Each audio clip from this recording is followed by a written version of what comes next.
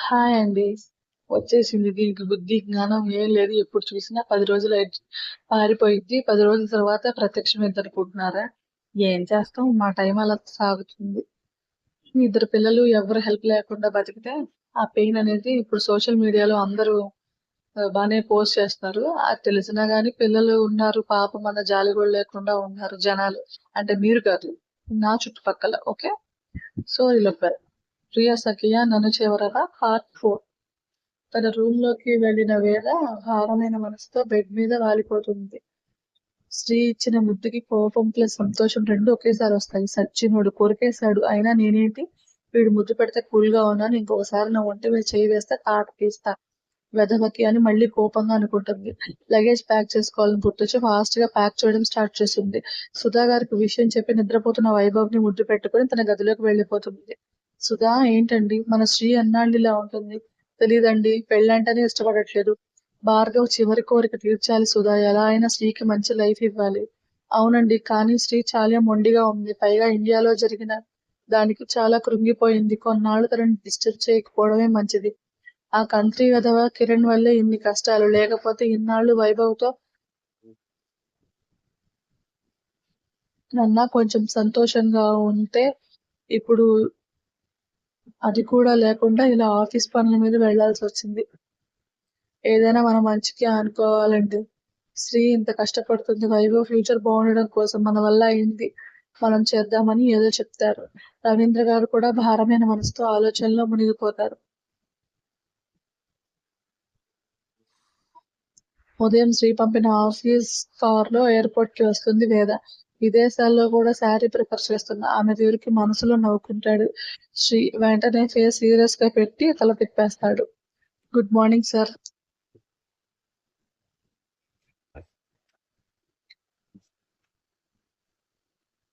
శ్రీని కదిలించే ఇంట్రెస్ట్ లేక సైలెంట్ అయిపోతుంది వేద. పర్సనల్ చాలా వైపు వెళ్తున్న అతన్ని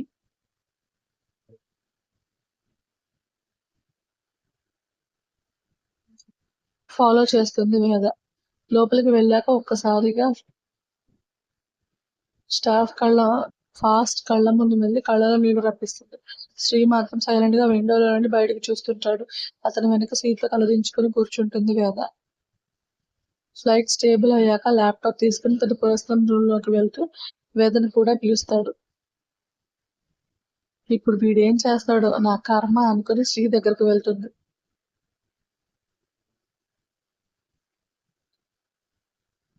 వర్క్ గురించి డిస్కస్ చేసి ఆమెకి ఇన్స్ట్రక్షన్స్ చెప్పి ఫైల్ జాగ్రత్తగా దాచుకొనిస్తాడు. నేను చెప్పినప్పుడు ఒక్కో ఫైల్ ఇవ్వు జాగ్రత్త, ఏది మిస్ అయినా నీ పీక నొక్కేస్తా అని చెప్పి బెడ్ మీద పడిపోతాడు రాత్రులు నిద్రకి. లాస్ట్ డే లకి చురుగ్గా ఓ చూపు చూసి ఇడియట్ అని నోట్లో తిట్టుకొని ఫైల్ తన ఆఫీస్ బ్యాగ్ లో పెట్టుకుంటుంది. నిద్రపోకుండా తన ప్లేస్ లో కూర్చొని ఏదో ఆలోచనలో ఉండిపోతుంది వేద. స్లీపింగ్ కంప్లీట్ చేశాక ఫ్రెష్ అయిన శ్రీ బయటకు వచ్చి వేద కోసం చూస్తాడు. విండోలో నుండి బయటకు చూస్తున్న ఆమె వెనక చూస్తూ కాఫీ తీసుకురా అంటాడు. అతని వాయిస్ కూడా వినపడనంత ఆలోచనలో ఉన్న వేద తీరికి చిరాకు వచ్చేస్తుంది శ్రీకి. ఏయ్ నిన్నే అని అరుస్తాడు. ఉలిక్కిపడి శ్రీవంక చూస్తుంది వేద. ఊహల్లో కాపురం చేసించాలు, కాఫీ తీసుకురా అని చిరాగ్గా చెప్పి వెళ్ళిపోతాడు.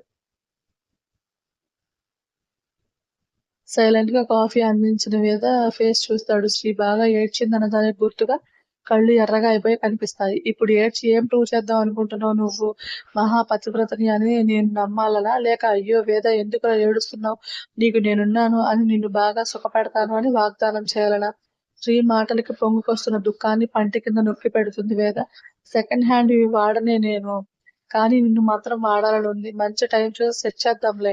అసలే నీ లైఫ్ లో ఫస్ట్ మగాడిని నేనే కదా. ఏంటి నీ సైలెంట్ తో నువ్వన్నీ భరిస్తున్నావని నేను అనుకోవాలా? నీ నంగి నటన నా దగ్గర కాదే. ఓవర్ యాక్టింగ్ ఆపి బుద్ధిగా ఉండు, లేకపోతే నిన్ను బాగా వాడేస్తాను. తెలుసుగా నా వాడకం ఎలా ఉంటుందో.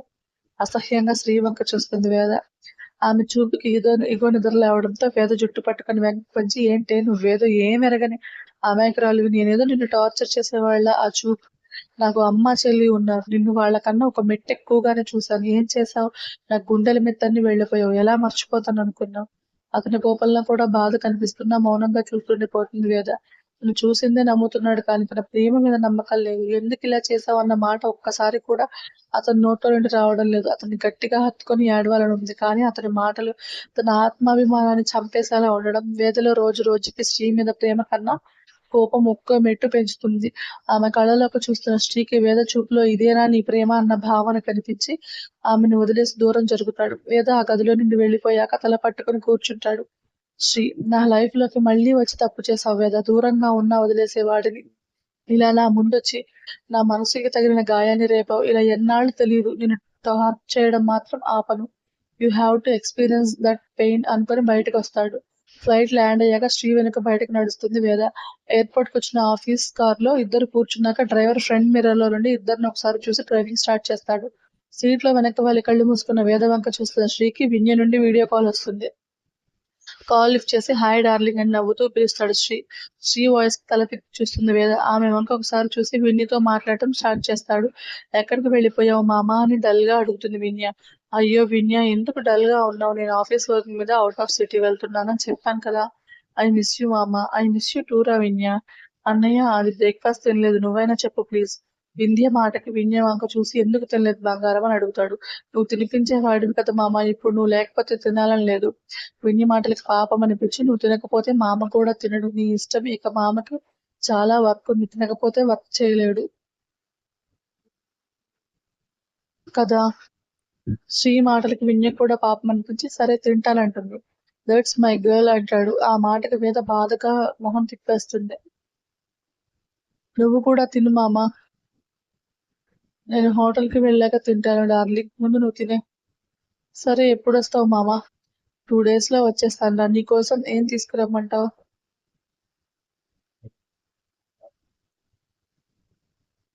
విన్య పెద్ద లిస్ట్ చెప్తుంది శ్రీకి. మొత్తం విన్నాక సరే డార్లింగ్, అన్ని తెస్తాను, నువ్వు జాగ్రత్త, మిస్ యూ అని ఫోన్ కి కిస్ చేసి కట్ చేస్తాడు.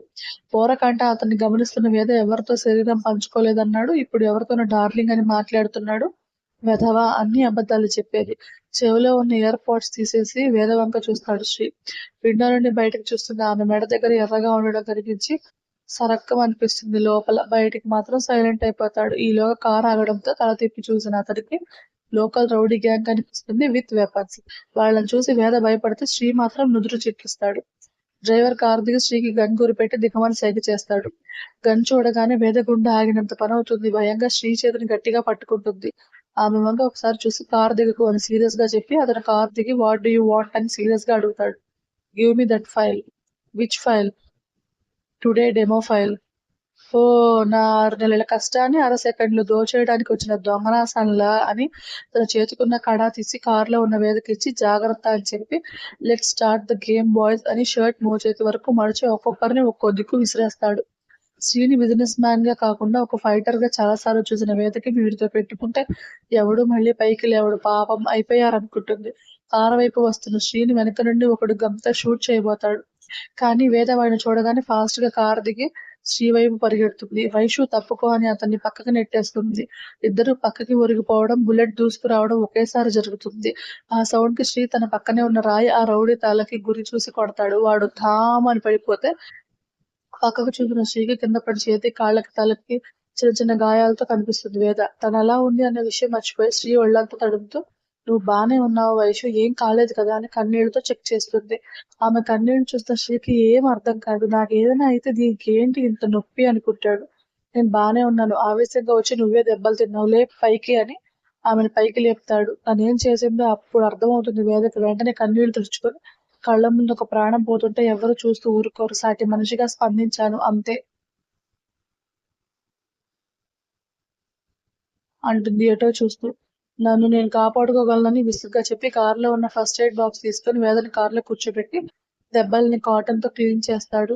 ఆయింట్మెంట్ రాశాక లోకల్ పోలీసులకు ఫోన్ చేసి ఆఫీస్ నుండి ఇంకొక కార్ పంపమని కాల్ చేసి వెయిట్ చేస్తుంటాడు. తలదించుకొని కూర్చున్న వేద వంక ఒకసారి చూసి వచ్చిన పోలీసులతో విషయం చెప్పి వచ్చిన కారులో వేదను తీసుకొని హోటల్ కి స్టార్ట్ అవుతాడు. వేద రూమ్ కి కార్డ్ ఆమె చేతిలో పెట్టి తన రూమ్ కి వెళ్ళిపోతాడు శ్రీ. మెల్లిగా తన రూమ్ కి వెళ్ళిన వేద బెడ్ మీద అలసటగా పడుకుంటుంది. కింద పడినప్పుడు నేలకి తల గుద్దుకోవడం వల్ల దిమ్మెత్తిపోతున్నట్టు అనిపించి మెల్లిగా కళ్ళు మూసుకుంటుంది. ఇంతలో ఎవరో కాలింగ్ బెల్ కొట్టగానే మెల్లిగా లేచి డోర్ ఓపెన్ చేస్తుంది. ఎదురుగా శ్రీ ఆఫీస్‌కి వెళ్ళడానికి రెడీగా ఉంటాడు. సార్ ఒక 10 మినిట్స్ టైం ఇవ్వండి రెడీ అవుతాను. తన చేతిలో టాబ్లెట్స్ ఆమెకిస్తూ పెయిన్ కిల్లర్స్ వేసుకో నువ్వు అవసరం లేదు ఫైల్స్ ఇవ్వు.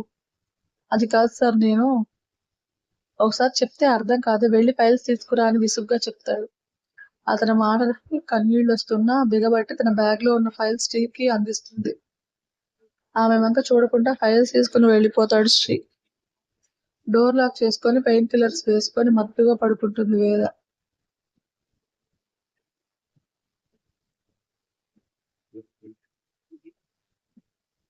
గాఢ నిద్రలో ఉన్న ఆమెకి ఎవరో తన మీద చేరినట్టు గాయాల మీద పెదాలతో రాస్తున్నట్టు అనిపిస్తుంది. ఆమె పెదవులు అందుకుని సున్నితంగా ముద్దు పెడుతూ ఊపిరాడనంతగా ముద్దులో లీనమైపోయినట్టు అనిపిస్తుంది. బుగ్గలు చిన్నగా కొరుకుతూ పెదాలు చప్పరిస్తూ నడుం మీద సుతారంగా రాస్తూ తనను గట్టిగా తన వైపు అదుముకుంటున్నట్టు తన పైడతల నుంచి గుండెల్లో మొహాన్ని అడ్డుతుంటే గరుకైన మీసం గుచ్చుకున్నట్టు అనిపిస్తుంది. తను దూరం జరగడానికి కూడా లేకుండా 2 చేతులతో లాక్ చేసి మళ్ళీ పెదవులు అందుకున్నారు. ఆ ముద్దులో ఏదో బాధ, ఇంకేదో సంతోషం తెలుస్తుంది వేదకి. ఆ ట్రాన్స్‌లోనే ఉన్న వేదకి ఆ స్పర్శ దూరం అవ్వగానే కష్టంగా కళ్ళు తెరిచి చుట్టూ చూస్తుంది. ఆ రూమ్‌లో తను తప్ప ఎవరూ కనిపించరు. ఇప్పటిదాకా నన్ను తడిమిన స్పర్శ వైషూదే అని ఫాస్ట్‌గా బయటికి వెళ్తుంది. అక్కడ రూమ్ దగ్గరికి అతను లేకపోవడంతో రిసెప్షన్‌లో శ్రీ కోసం అడుగుతుంది. మార్నింగ్ నుండి శ్రీ హోటల్‌కి రాలేదని రిసెప్షనిస్ట్ చెప్పడంతో దిగాలుగా తన రూమ్‌కి వెళ్తుంది. బెడ్ మీద వాలిపోయిన వేదకి తన బాడీలో ఏ మార్పు తెలియదంటే నేనలా ఊహించుకున్నానా? లేక భ్రమ పడుతున్నానా అని కొంత సమయం తర్జన భర్జన తర్వాత భ్రమే అని ఫిక్స్ అయిపోతుంది. ఇండియా ముంబైలోని మాఫియా వాళ్ళకి అడ్డా అయిన ప్లేస్‌లో 6.3 హైట్‌తో ఉన్న ఒక ఆజానుబాహుడు తన ఎదురుగా ఉన్న వ్యక్తి వంక గన్ గురిపెట్టి ఆ పిల్ల ఎక్కడుందో చెప్తావా? లేక పైకి పోతావా? ఒళ్ళంతా రక్తంతో ఉన్న ఆ వ్యక్తి నాకు తెలీదా అన్న ఆన్సర్ చెప్పగానే అతని గుండెల్లో బుల్లెట్ దిగిపోతుంది. క్షణాల్లో ప్రాణాలు గాల్లో కలిసిపోయిన అతని శవాన్ని తన జర్మన్ షెపర్డ్స్‌కి ఆహారంగా వేస్తాడు అతని అనుచరులు. Boss what Rashid? We lost the deal. Why? He's attend the meeting.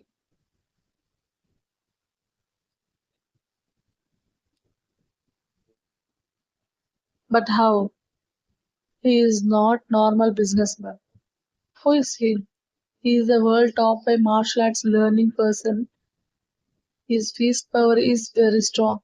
Business, martial arts, he is too powerful and cunning. అని నవ్వుకుంటాడు అతను. Leave him some time. Okay boss. Rashid వెళ్ళిపోగానే అదో మాదిరి నవ్వు వస్తుంది అతనికి.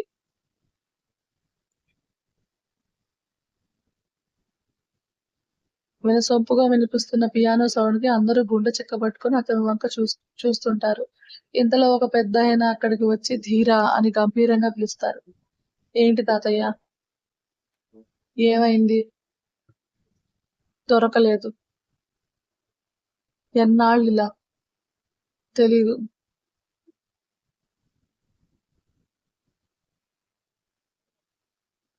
నేను చనిపోయేలోపు చూడగలనా? ఇలాంటి పిచ్చి మాటలు మాట్లాడి కోపం తెప్పించకండి తాతయ్య. లేకపోతే ఏంటో నా చిట్టి తల్లి ఇక్కడ ఉందనే కదా ఇన్నాళ్ళ నుండి వెతుకుతున్నాం. ఎందుకు దొరకలేదని ఆక్రోశంగా అంటారు. తాతయ్య ఆవేశపడి మీ హెల్త్ డిస్టర్బ్ చేసుకోకండి. ఏ రోజుకైనా తను మనల్ని కలుస్తుంది. రోజు రోజుకి ఆ నమ్మకం పోతుంది ధీరా అని బాధగా చెప్పి అక్కడి నుండి వెళ్ళిపోతారు పెద్దాయన. ఆయన వెళ్ళిపోయాక బయటకు వచ్చిన ధీర డ్రైవర్‌ని కూడా ఆపేసి ఒక్కడే కార్ డ్రైవింగ్ చేస్తూ ఒక పాష్ ఏరియాలోని అపార్ట్మెంట్ సెల్లార్‌లో కార్ ఆపి లిఫ్ట్‌లో తను వెళ్ళాలనుకున్న ఫ్లోర్‌కి వెళ్తాడు. డోర్ బెల్ కొట్టగానే 23 ఏళ్ల అమ్మాయి డోర్ ఓపెన్ చేసి ధీర వంక కన్నీళ్లతో చూస్తుంది. ఆమెను లోపలికి తోసుకుంటూ వెళ్లి డోర్ లాక్ చేసి ఒక ఒదుటున ఇద్దరి పెదవులు కలిపేస్తాడు. అతను ఎందుకు తన దగ్గరకు వచ్చాడో తెలుసు. పెళ్లి కాని బంధంలో అతనితో చేస్తున్న ప్రయాణంలో ఎన్ని ఒడిదుడుకులు వచ్చినా ధీరా చెయ్యి విడిచే ఆలోచన లేదు ఆమెకి. పెదవులు వేరు చేసి అమాంతం ఆమె చేతుల్లోకి తీసుకుని తమ బెడ్‌రూమ్ వైపు అడుగులు వేశాడు. అడ్డు చెప్పలేదు ఆమె. బెడ్ పైన ఆమెను చేర్చి బ్లేజర్‌తో పాటు షర్ట్ కూడా రిమూవ్ చేసి ఆమె మీద వాలిపోతాడు. అతని బరువుకి ఎదలో అణిగిపోతున్నా దూరం జరపాలన్న ఆలోచన లేదు ఆమెకి. భర్త స్థానం అతనికి ఎప్పుడో ఇచ్చేసింది. అందుకే అతనితో కలిసిన ప్రతిసారి అది ఇష్టంగా చేసే సంసారం అనుకుంటది కానీ కోరికతో చేసే కామం అనుకోదు. ఇద్దరి పెదవులు కలిపేసి ఆమె నడుము 2 చేతుల్లో బంధించి నలిపేశాడు. నొప్పికి అరవడానికి కూడా అవకాశం ఉండదు ఆమెకి. బయటని గుడ్డల మీద నుండి దూరం చేసి తన మొహాన్ని అదిమాడు. ధీరా ప్లీజ్, ఐ వాంట్ యూ. అతను అడిగిన తీరుకి డిస్టర్బ్ అయ్యాడని అర్థమై టేక్ మీ అంటుంది. ఆమె నుండి వచ్చిన ఆన్సర్కి ధీరా చేతులు బ్లౌజ్ హుక్స్ తెంపేస్తే ఇద్దరు వలువలు దూరం అవ్వడానికి ఎక్కువ సమయం పట్టదు. ధీరా ఆమెలోకి ప్రవేశించిన క్షణం నొప్పిని సైతం పంటి కింద బిగబట్టి అతనిలో రేగిన బాధను దూరం చేస్తుంది. అతనికి అన్ని విధాలా సహకరించు. ఉదయం 10 గంటలకు మొదలైంది. సాయంత్రం 4 గంటలుగా ఆగింది అతని యుద్ధం. అలసని ఆమె కదలడానికి కూడా ఉండదు. అతను ఇచ్చిన నొప్పులతో ఆమెను చేతుల్లోకి తీసుకొని బాత్ టబ్లో చేరి వేడి నీళ్ళతో రిలాక్స్ అయ్యేలా చేస్తాడు. ఫ్రెష్ అయ్యాక కొంచెం బెటర్ గా ఫీల్ అవుతుంది ఆమె. శారీ కట్టుకుంటున్న ఆమెని ఆపి కూర్చుని పోసి బొడ్లో దోపాక సారీరా అంటాడు.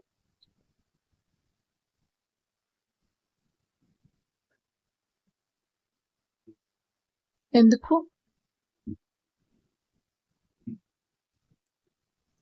నిన్ను హర్ట్ అంటున్న అతని నోటి మీద చేయి పెట్టి నా భర్తవి నువ్వు. అలసిన నీకు ఆసరా అవుతున్నాను. భార్యకి ఎవరు సారీ చెప్పరు. ఆమె మాటలకి చిన్నగా నవ్వి సున్నితంగా హత్తుకుంటాడు. తీరా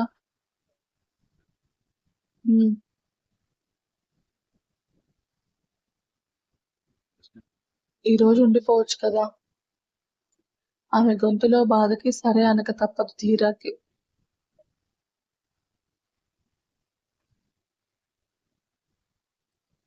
థ్యాంక్ యూ అని సంతోషంగా చెప్పి కాఫీ తెస్తానని కిచెన్ లోకి వెళ్ళిపోతుంది. హాల్లోకి వెళ్ళి టీవీ ఆన్ చేసిన అతని ఫేస్ ముందు వేడి కాఫీ ప్రత్యక్షమవుతుంది. షేర్ చేసుకుందాం రా రిషి. ఓకే అని చిన్నగా నవ్వి ధీరా పక్కన కూర్చుంటుంది. ఆమె తన ఒళ్ళోకి లాక్కొని నీ ప్లేస్ ఇది దూరం జరిగితే బెడ్ మీద యుద్ధం ఆగదు. అతని మాటలకి ఇంకొంచెం పెద్దగా నవ్వి ధీరా బగ్గకు ముద్దు పెడుతుంది రిషిత.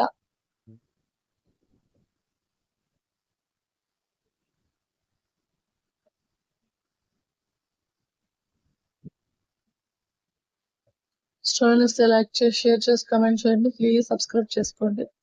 ఈ ధీరా రిషిత కూడా మెయిన్ ఇంపార్టెంట్ రోల్స్. అలా కరెక్ట్ గా చెప్పాలి అంటే శ్రీ వేద ఎలాగ ఒక పెయిర్ నో అలాగే ఈ ధీరా రిషిత కూడా వన్ ఆఫ్ ద పెయిర్ ఈ స్టోరీకి. అర్థమైందా? వీళ్ళ నలుగురి లైఫ్ లో వచ్చే మార్పులు అలాగే ఫ్లాష్ బ్యాక్ ఇవన్నీ కలిపే ఒక స్టోరీ అన్నమాట. సో ధీరా ఎవరి కోసం వెతుకుతున్నాడు ఒకటి.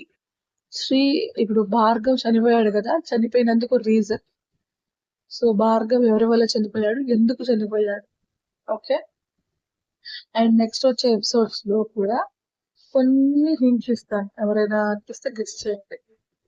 సో స్టోరీ నుంచి లైక్ చేసి షేర్ చేసి కామెంట్ చేయండి. ప్లీజ్ సబ్స్క్రైబ్ చేసుకోండి. Thank you.